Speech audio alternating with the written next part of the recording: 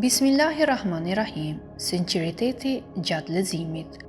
Prej normave të rëndësishme të leximit të Kuranit, që kanë ndikim të drejtë për drejtë në formimin e zemrës dhe të ndriçimit të saj, është edhe sinqeriteti gjatë leximit. Në mungesë të sinqeritetit, asnjë vepër dhe asnjë punë, sado e madhe qoftë, nuk ka asnjë vlerë te Allahu i madhëruar, madje haset e përballet vazhdimisht edhe prej refuzimit të njerëzve. Çdo vepër e zhveshur prej sinqeritetit shkakton mërzinë e Allahut, bashkë me ndeshkimin e tij. Sinqeriteti është shtylla kryesore dhe kolona vertebrale e çdo lloji përpjekje dhe angazhimi të besimtarit prej ahiretit, botës të përtejme e tjerë. Shumë prej dietarëve kanë thënë se sinqeriteti është kapitali më i rëndësishëm, të cilën mund ta investojë besimtari dhe adhuruesi për ahiretin e tij. Lidhur me këtë tematik, kanë ardhur transmetime të shumta prej anëtarëve të pagabueshëm të familjes së nderuar profetike. Prej këtyre transmetimeve është transmetuar që ka folur Sheikh El-Kalim, kënaqësia e Allahut qoftë mbi të, në një transmetim të adresuar Ebi Xhaferit, paqja e Zotit qoftë mbi të. Ky i fundit ka thënë: kur lexohet sipas tre formave, kategoria e parë janë ata njerëz që mësojnë Kuranin duke konsideruar atë si një mall të ngjashëm me pjesën tjetër të mallrave, nëpërmjet të cilit përpiqen të përfitojnë kënaqësinë e pushtetarëve apo ta keq përdorin përdorimin e tij për të shtypur e për të nënshtruar pjesën tjetër të njerëzve. Kategoria e dytë është ai që e memorizon mirë të gjitha shkronjat e tij duke mësuar atë përmendësh, por që e zbaton keq ose nuk i zbaton fare dispozitat e tij. Lutim Allahun që të mos e shtoj këtë kategori të mbartësve të Kuranit. Kategoria e tretë është një njeri që e lexon Kuranin dhe e merr ilaçin e tij për të shëruar me të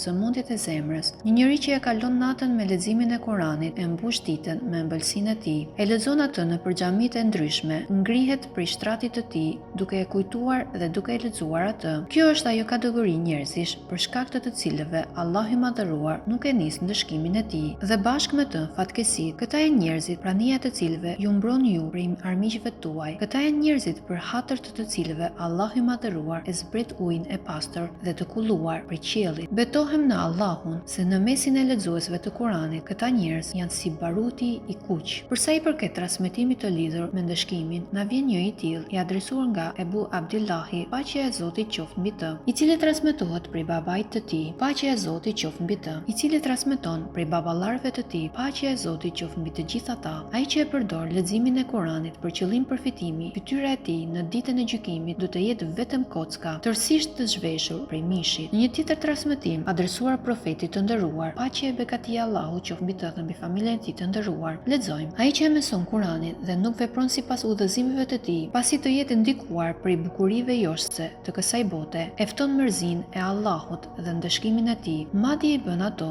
të detyrueshëm për veten. Nëpërmjet kësaj sjellje, ai ka të njëjtën gradë dhe pozitë të Allahut si hebrejt dhe krishterët, të cilët e kanë hedhur librin e Allahut në vetdije të plot pas shinave të tyre. Ai që nuk kupton leximin e Kuranit është vënë në kërkim të famës dhe të përfitimit të kësaj bote. Në ditën e gjykimit do të dalë përpara Allahut të madhëruar dhe fytyra e tij do të jetë kocka, tërësisht të zhveshur prej mishit. Kurani vetë ai do ta shtyjë për në zjarr e xhehenemit derisa të bjerë aty bashkë me synimet dhe qëllimet e tij të liga. Ai që lexon Kuranin por nuk vepron sipas rregullave dhe dispozitave të tij, do të dalë përpara Allahut të madhëruar i verbër në ditën e gjykimit dhe do të thotë: o Allahu im, pse më ke bërë mua të verbër? Allahu do t'i përgjigjet: edhe ty të erdhën ajetet, argumentet, udhëzimet dhe këshillat tona, por i harrove shpejt. Kjo është arsye pse edhe ti sot je prej të harruarve. Më pas vjen udhëzimi i prerë që ky njeri të hidhet në zjarrin e xhehenemit, ndërsa ai që e mëson Kuranin për të përfituar kënaqësinë e Allahut të madhëruar dhe për të ndriçuar shpirtin në mësimin e fesë, do të ketë shpërblim të barabartë me shpërblimin e të gjithë ëngjëjve, profetëve dhe të dërguarve të Allahut të mbledhur bashkë. Ndërsa ai që e mëson Kuranin për të dukur në sy të njerëzve, për të fituar famë dhe për të hedhur atyre hi syve, për t'i tallur njerëzit e pavlerë dhe për të shitur mend në mesin e dietarëve, si edhe për të përfituar të ultat e kësaj bote,